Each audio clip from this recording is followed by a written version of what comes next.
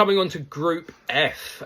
This one I think is going to be a sort of foregone conclusion to who you think is going to win this, Cameron. I assume you're like me and Tunisia. being the big fan of Dutch. I think being the big fan of Dutch football that I am, I've got a lot of confidence in this Netherlands team. Yeah, no, 100%. I think we were just chatting beforehand. I think the Dutch have such a good team on paper as well. Like, they look a lot more solid than what they have in the last couple of tournaments that they've been in.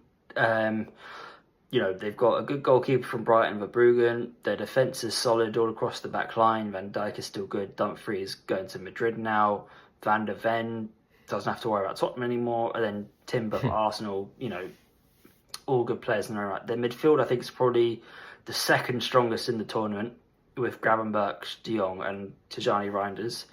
It's just the attack. That's so solid. That is so solid. Again, it's just the attack, I think, that is their weakest, but they're all still very good players. And they're like Cody Gakpo, heavily criticised by Liverpool fans this year, but he's still a great player for the Dutch. Memphis Depay, getting on a little bit, playing in the Brazilian league, still a threat, no matter what. And then you've got... Another factor on him, dealing with the heat. Yeah. That's the sort of thing that, again, a lot of people are really sort of ignoring. But if he's playing in Brazil every single game, from what I've seen, he's been doing all right. Yeah. He's playing in the heat and dealing with it well. He might be the sort of person that is really right up for this tournament because his fitness levels are higher. But then the last one's going to mention Donny Marlin, poor for Villa, but on fire for Roma when he's been playing centrally. So you've also got to think, okay, again, like the front three are not the biggest names anymore compared to what they've had, when they've had Robin. No, there's no Van Persie, Robin, Cruyff, is there? There's none of them. But I still think they would have enough to get out of this group top and have a really, really good run, which for me, I think are a dark horse that could win the whole thing. I mean, I think it's a fair shout, actually, Cameron. I mean, you think about the last World Cup; they went out in the semi-final in the last World Cup to the eventual winners, Argentina. You then look at the Euros in 2024; they got to a semi-final and got knocked out by England. I think that this team have.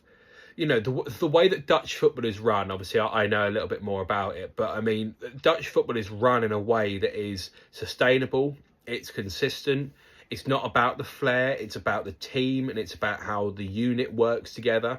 And I just feel like they're going to have the quality to go and push on in this tournament. So I really do not hate that dark horse shout at all. Yeah. And then... coming into the rest of the teams in this group, it's the ones that we think are going to challenge them. For me, I think that's probably the same thing for you. I look at the Japan game when England played Japan, and I thought that England team was poor, I have to say. But Japan really did do well coming to Wembley and going and getting the result that they did. Sweden is an interesting one, obviously managed by a certain ex-Premier League manager who no one really rates in the slightest, which is, of course, Graham Potter. But with that being said, he will definitely have more experience than some managers at this tournament. With the quality that they have got in Sweden, do you think they're going to have enough to leapfrog Japan? Because Japan, again, one of those teams that are always consistently really, really good, and they have got a couple of players that I feel are going to be enough to fire them over the line. I think Japan will finish second. I think Sweden are poor. I really do. I'm wearing the Sweden top because I've got family, but they are not in a good state right now. They didn't win any games in qualifying. The only reason they got into the qualifying bit afterward is because of their Nations League performance. And even in that final game against Poland, they were not good, but somehow won 3-2, which was a scrappy goal, which then took them through, which, they've still got to score it.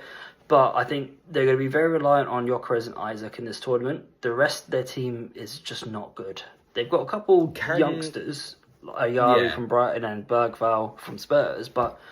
Bergvall's a good footballer, I like him. He is, I like him too, but I don't think he's going to be good in this tournament, in this Sweden team, purely because I think the rest of the Sweden team is rubbish, really. I think Japan is They've beaten England. They've also beaten Brazil in recent times. I think they're a team to watch. And I'm looking at all the players on their team. They are all solid players.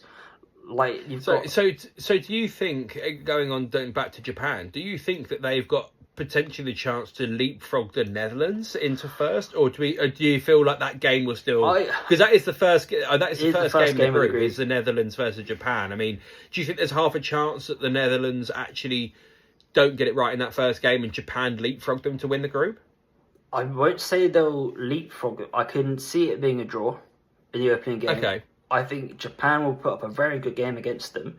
And so, again, I'm looking at all the players they have on show. They've got Kubo, they've got Endo, they've got Duan, they've got Ueda, who's a nice young striker. You've also got Maeda from Celtic, who I don't know if you saw properly, but like I think he scored every game in that final period for Celtic. Yeah, I did know he ended the season very, very strongly. But I think coming into the tournament with that kind of form, I think it's perfect for them. And it's like we've seen them in previous tournaments, how together they are, such good football they play. Again, physically they might not be like the tallest team or like the biggest team, but they always put on a good fight. I think I remember the Belgian game when they went out 3-2 in the last minute. Yeah, they were really so good in that and game. It was gutting that they went out in that stage. But like Japanese football has constantly been improving. And it's like, I have them nailed on for second in this group, behind Netherlands. But I could see them both finishing on 7 points, and then them both just beating Sweden twice and Tunisia twice. So I think that, I think I probably agree with you in this. And I have to be honest, that I don't think that Sweden will have enough to get out of this group. And I think you're looking years gone by, and you think, I think Sweden, I think of one person, I think of Zlatan Ibrahimovic. And I look at the team that he had around him, and I think there's more consistency in those teams who didn't manage to do anything in a World Cup than there is in the fact that, yes, fine, you've got Gyökeres and Alexander Isak up front here for Sweden at the moment. But I don't think the quality is there for the rest of the team. And I don't think, even though they have that firepower, they could go and nick a goal and nick a result somewhere. But I don't think they're going to even be able to get the ball to them. I think Tunisia, with all due respect to them, we're in the same agreement. They will essentially not be the whipping boys of this group, but I think they will be the team that comes last. But for me, I think that Sweden have not got the quality to go and push on in this tournament. I don't think they've necessarily got the conviction in themselves that they can go on and, and really cause problems because obviously of how they qualified. But I think for me, I think I'm with you. Correct me if I'm wrong here. You're going to go Netherlands first, Japan second, Sweden third, and then Tunisia fourth. Yeah. I think it's probably one of them. I think the top spot between Netherlands and Japan is probably the one that's going to be up for debate. But I think the rest of the group I think the others are pretty set. Yeah. I think Sweden could get through in the third spot just by beating Tunisia by a decent amount of goals. But then I also fear for them with the amount of goals they could concede to the Netherlands and Japan on the flip side of things. So, a bit more easy to predict group, I feel. I could see maybe Sweden end up having to be in a position where they've got to go and score like 5 against Tunisia to go and make sure that they are through. But with that being said, they play them first, so they're never going to know that outcome. Yeah, so, I think it's just they have to make sure they get the job done there and then try and do okay against Japan and Netherlands in their other games. It would be very interesting, highly unlikely, but it would be very, very interesting to see if Tunisia and Sweden, that game does not go the way that we predict, and then Sweden have to come out and play in those last 2 group games. But I think, again, Group F, we probably know where it's going. Yeah.